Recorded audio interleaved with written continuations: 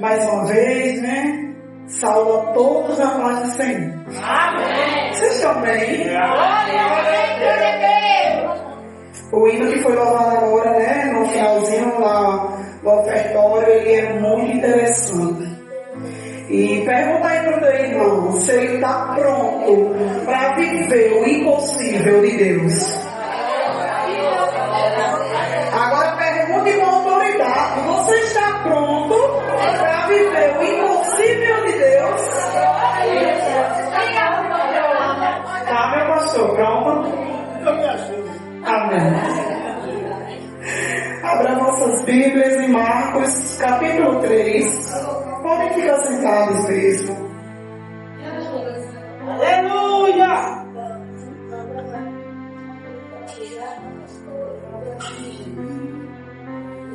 Marcos 3, capítulo 3, versículo 1, que vai falar sobre a cura de um homem que tinha uma das mãos mirrada. E diz assim a Bíblia: e outra vez entrou na sinagoga, e estava ali um homem que tinha uma das mãos mirrada, e estavam observando se curaria no sábado, para o acusarem. Olha aí meu teu irmão e diz assim a ele: estão querendo te acusar, mas não vai conseguir.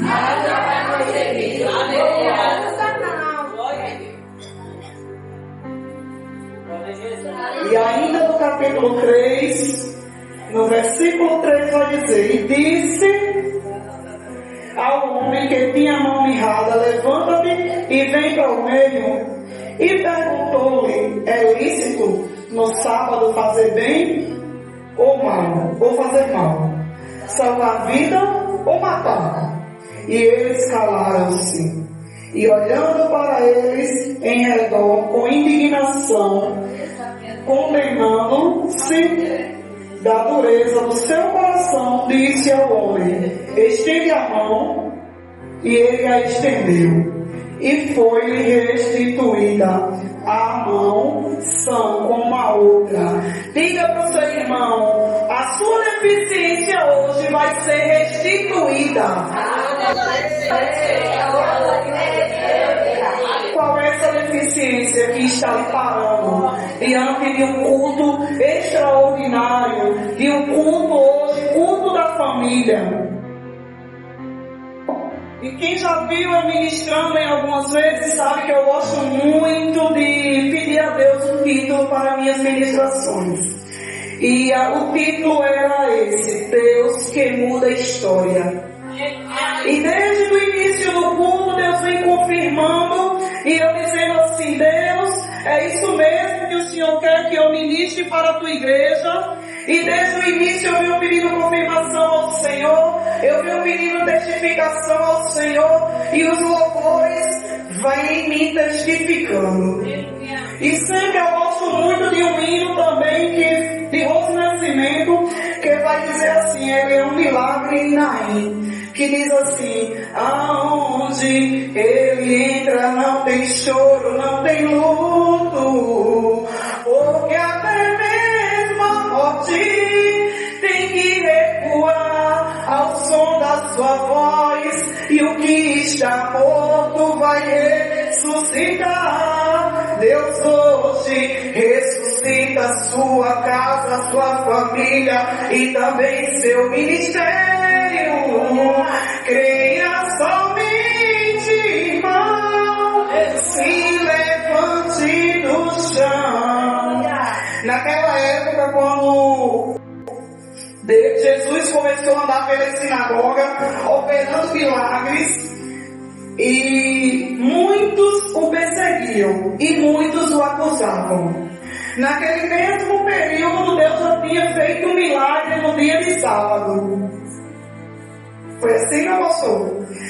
E justamente para quebrar o protocolo em um lugar que a sinagoga representava a igreja no tempo de hoje. Era um lugar onde as pessoas se reuniam para cultuar. Como estamos aqui hoje, cultuando ao Senhor. E ali Deus entra naquele lugar e já tinha um homem com uma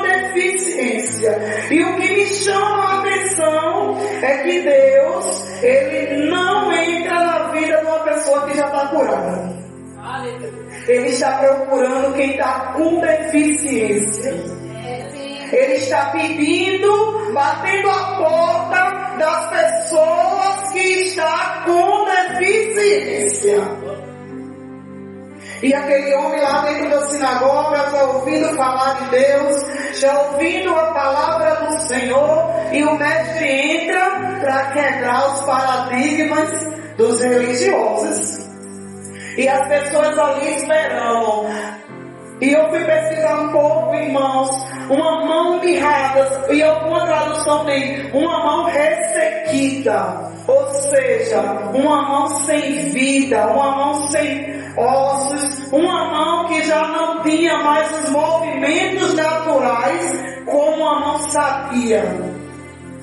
E ali foi muito importante Deus entrar na história daquele homem, porque eu creio que a fé dele já estava abalada, por ouvir tantos falar de Deus, mas não ver Deus na vida dele. E Deus é o Deus que marca encontro. O sábado daquele homem provavelmente era o meu domingo hoje. Se você entrou aqui com expectativa em homens, vai sair do mesmo jeito. Agora, se você entrou com a expectativa no Senhor, naquele que muda história, naquele que quebra paradigma para te honrar na terra, você vai sair diferente. Você vai sair com posse de vitória. E eu creio que o meu sábado, como o sábado daquele homem é hoje, é o meu domingo, não. Hoje é o meu sábado, que era um dia de descanso. Na época, para os judeus, né? Para os judeus. Era um dia de descanso. Só que o descanso, irmãos, para Deus não tem descanso, não tem o tempo de parar. O tempo de Deus que dá um descanso na vida de alguém é quando a tua alma está transportando paz. É quando a tua alma, como diz lá no Salmos 23, refrigera a minha alma, Senhor. É quando tudo vai bem. Aí sim, chegou o dia de sábado, para nós descansar, para nós pararmos e começar a passar um dia leve com a família, porque é o culto da família. Mas se você for analisar, hoje teve gente que não parou nem para sentar e dar um bom dia digno à sua família, à sua parentela. Se brincar, alguém está aí rodando o mundo perdido e esqueceu de pelo menos sentar e almoçar com a sua família. Né? E na vida daquele homem ele só queria mais uma oportunidade.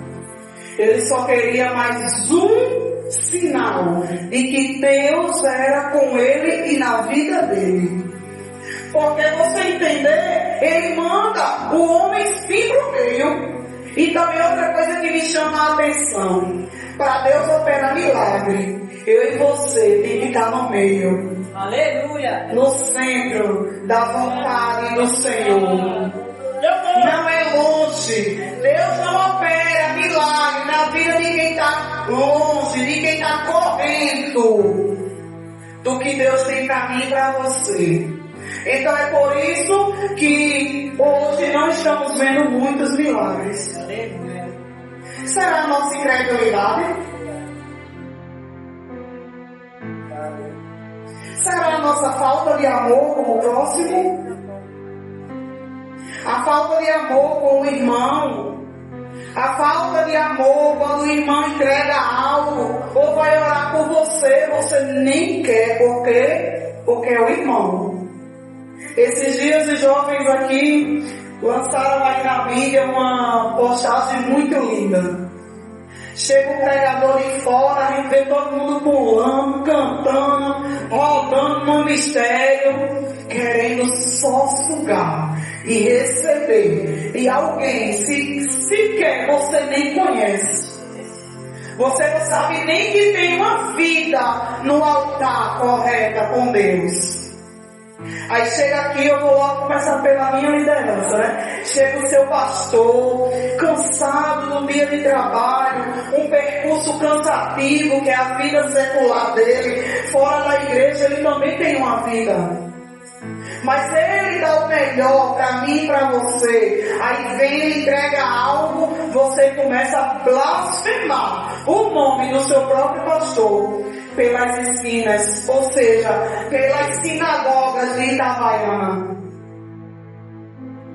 Aí vem um irmão e entrega algo, você também começa a criticar. Então, irmão, você não recebeu por falta de fé, por falta de amor, por falta de vigilância. Porque, irmão, a gente quando recebe algo do Senhor, aquele homem, quando Deus olha para ele e o quê? Levanta a tua mão e ser restituída. Imagina aí a mão do homem voltando para o lugar, voltando tudo a funcionar. E naquela época, como também foi com a mulher do fluxo de sangue, ele era um homem a qual não podia estar em todo canto, porque ele era considerado imundo, impuro, ou seja, nojento. Porque a mão direita, diz os historiadores, que é a mão que abençoa. E a mão esquerda era a mão, né, que eles usavam para lavar o corpo e não podia tocar em tudo. Imagino eu, naquele homem vinha aqui comer, se alimentar com aquela mão esquerda, a mão a qual todos indignavam ele.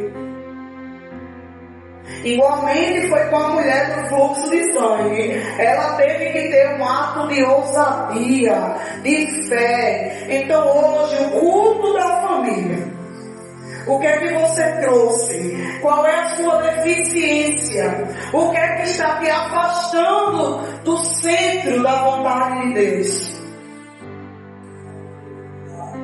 Será a desobediência?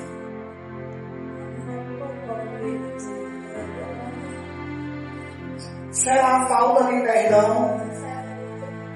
Quantas das vezes alguém vai perto de você, pede um perdão e você... Não, irmão. Meu irmão, eu também me perdoo. Vá em paz. Você não entende o quanto no reino espiritual como a atmosfera muda. Quando eu digo, meu pastor, me perdoe pelas minhas atitudes. E amiga, como é que eu fico, irmãos? Imagina aí, todos esperando Jesus ser acusado no dia que ele foi fazer aquela cura. E o homem sai curado e os judeus ficam calados, sem ter o que acusar Jesus. Aleluia! Tem tanta gente querendo me acusar e te acusar por alguma deficiência do nosso passado. Mas quando vê quem eu e você é em Cristo, não pode mais nem abrir a boca. Porque quando pensar em abrir a boca, toma logo cuidado, porque não sabe quem está tocando. Cuidado em quem você está tocando. Cuidado em quem você está com meninice, falando assunto de menino. Não é tempo de tu sentar e falar assunto de homem com menino. É tempo de você sentar e tratar de assunto de homem para homem. E é o que Deus está querendo fazer com você nessa noite.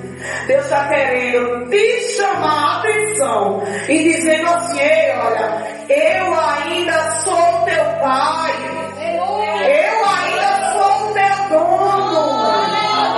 Para de perguntar opiniões alheias, eu te respondo.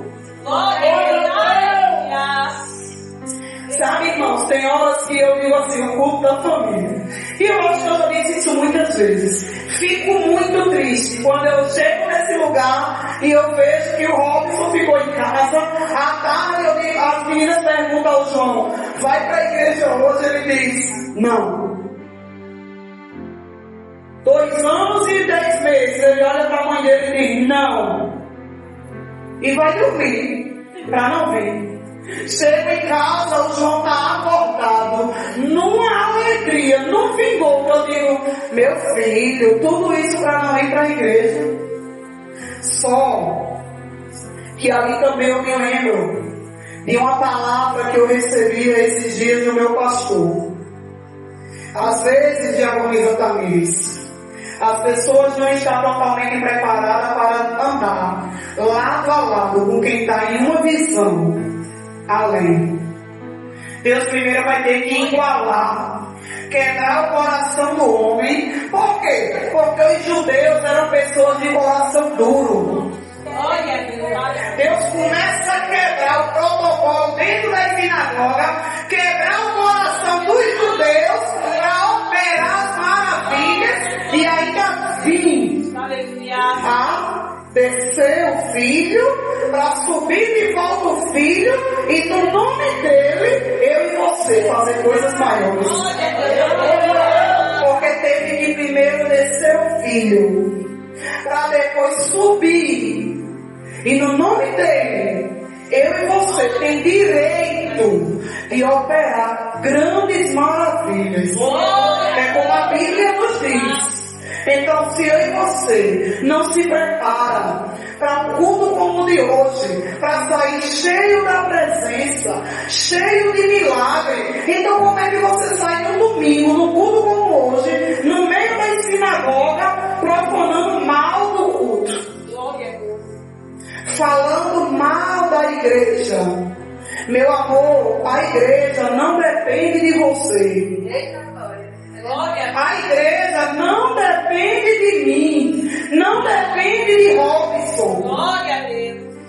Mas eu conheço a dependência que eu tenho do meu Deus. A dependência que eu tenho de ter chegado até aqui numa noite como essa.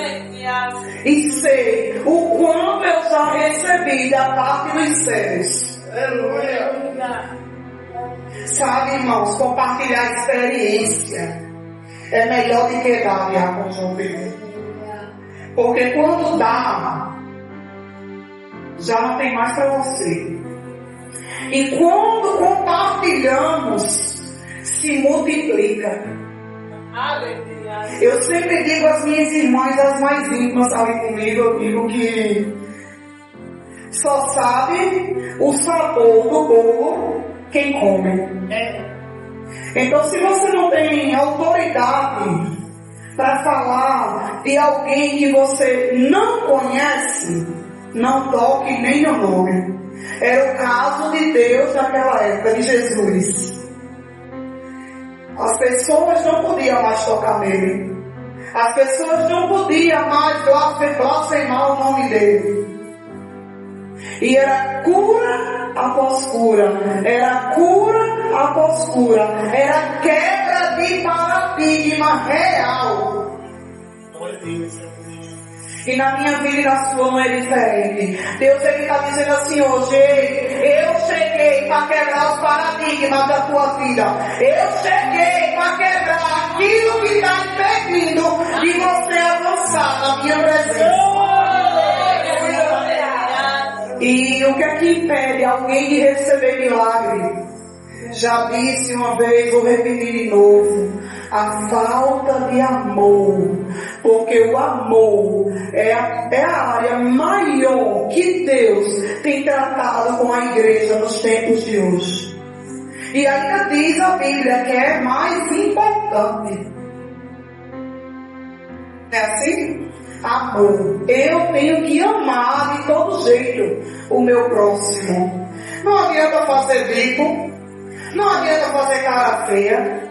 Não adianta olhar de banda nem de lado, porque no outro dia eu vou estar na igreja do mesmo jeito.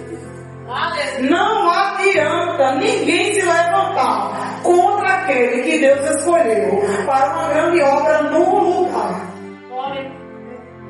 Às vezes você tem sido destaque no seu trabalho, na escola, mas você tem esquecido de quem lhe ajudou a se destacar. você tem esfriado. Esses dias, o amor tem se esfriado dentro da igreja, dentro das famílias, dentro da escola, com os amiguinhos. Porque até quando um amiguinho se veste melhor que o outro, já começa no grupinho uma inveja. Então Deus nessa noite ele diz assim: eu cheguei para mudar a tua história. Eu cheguei para fazer tudo novo. Porque para primeiro Deus fazer algo novo, ele também primeiro encerra um ciclo. Ele encerra algo que está te fazendo sofrer. Ele encerra, ele de hoje foi o último. Foi a última vez que alguém tocou em você. Aleluia. Aí sim, comece a trabalhar de Deus na minha e na sua vida. Deus vai começar agora a operar diferente. Aquilo que você via que era impossível, Deus começa a fazer. Aleluia. E na minha vida teve uma área que era estéril. Hoje eu agradeço muito a Deus pela minha vida, né, e também pela família, pelo esse ministério. Pela vida dos que oram por mim, dos que também não oram. Pela vida também dos que me dão uma palavra de bênção e também pelos aqueles que me amaldiçoam. Porque foi nesse lugar onde eu comecei a ganhar ousadia para falar de Deus. Porque, irmãos, até para eu abrir a boca dava trabalho. Eu era muito falante, gostava muito de conversar, falava demais nas feiras, em lugares públicos que eu tinha um convívio, mas quando era para falar, pastor, do meu Deus, aquilo me parava. Começava a me parar. Isso é uma deficiência. Porque se você, quando vivia lá fora, no mundo, era atrevido, lá fora você era atrevido. Quando você vem da presença, todo novo, todo restituído, Aleluia. aí você agora ganha ousadia e não quer. E o interessante é isso, diaconisa Tamires, que as pessoas não estão querendo se comprometer com o reino de Deus. As pessoas não estão querendo o que o céu tem para dar. Estão querendo viver de migalhas. E eu admiro esse Deus, porque quando eu digo, irmão, esse testemunho não é para me gabar, não é para aparecer. Uma pessoa a qual não trabalha, não sabe nem o que é uma feira mais. Desde que o João nasceu, desde que a minha promessa veio, e o céu tem me sustentado com o melhor. Mas para isso eu tive que decidir viver para Deus, decidir guardar minha dor e tomar a dor de alguém. Não, eu estou com você, a gente vai vencer essa. E quando eu olho, eu vejo Deus fazer pelo meu e por mim. Glória a Deus. Sabe o que é isso? É renúncia. É renúncia da sua vontade própria. E família, o que Deus quer falar para você é muito forte nessa noite. Deus ele está tratando com pessoas sobre união, sobre amor. E eu queria chamar o diácono João Pedro aqui bem rapidinho para a gente fazer uma dinâmica. Segura aqui, diácono. Esse pauzinho vai assim. Vai presenciar e simbolizar a pessoa que está dentro do teu lar, orando por ti, lutando por ti, carregando todas as tuas dores, se massacrando, lutando por todos da família. Está pegando uma carga tão pesada, diácono João Pedro, que vai chegar uma hora que vai começar a vir a perseguição. Fora filhos. Aí começa a vir a perseguição, as afrontas, o inimigo querendo parar essa pessoa, querendo tocar no meio dos teus, lançando seta dentro da tua casa para tirar tudo da presença. E essa pessoa está como, João Pedro? Só, ela está só acompanhando. Pra acompanhar. Mas ela vai aguentar os cargos? Quebra aí pra ver se quebra. Quebrou fácil?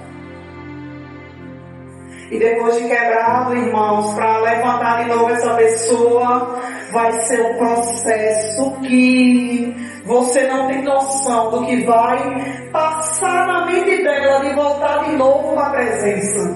Agora, João Pedro, joga esse aí, por favor. E segura os dois. Esses dois vai representar a base da família. O marido e a esposa. Junta aí os dois, João Pedro, bem juntinho.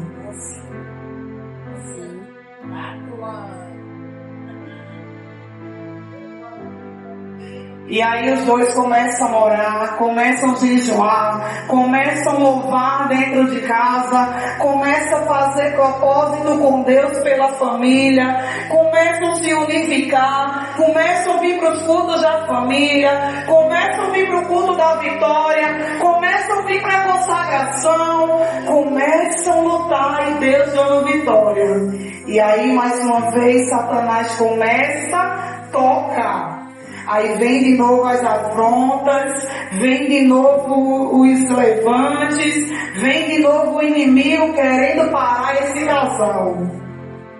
Mas aí há uma diferença neles dois agora. Estão com Deus, com o Espírito Santo, estão com a Santíssima Trindade. E para quebrar, João Pedro, vai ser difícil? Tenta aí, João Pedro. Olha aí como Deus quer a família. Unido. Quebrou aí. Deus quer isso aí, vocês unidos. Deus quer dizer assim para você nessa noite. Ei, família, pega na mão do teu cônjuge, pega vocês unidos. Ei, filhos, começa a se unir dentro de casa, pai, mãe, filhos, em oração, em um só propósito, para você ver o que Deus vai fazer. Restituir tudo aquilo que estava destruído em tua família. Deus nessa noite, Ele está dizendo assim: eu entrei para restituir tudo aquilo que estava destruído em teus lares. E eu agradeço a Deus a minha rica oportunidade nessa noite.